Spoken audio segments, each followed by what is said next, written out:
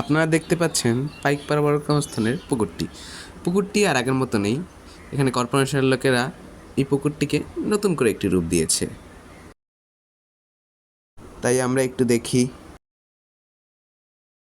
এদিকে আসেন।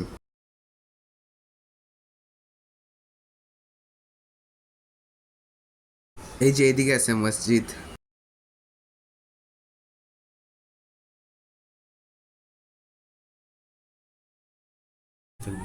Hello viewers, আজকে আমরা আসি পাইকপাড়া বড় কবরস্থান। চলেন আমরা পুকুর পাড়টি দেখাই। পুকুর পাড়টি আগের মতো আর নেই, অনেক সুন্দর হয়েছে। সিটি কর্পোরেশনকে ধন্যবাদ, সিটি কর্পোরেশন একটা ভালো কাজ করেছে। কিন্তু পুকুরে পানি নেই, পানি শীঘ্রই চলে আসবে।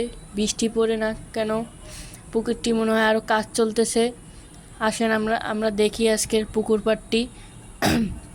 পুকুরে একটু কাজ চলতে আছে, চলেন আমরা দেখি। পুকুরের উপরে এটি মনে হয় হাউস সিস্টেম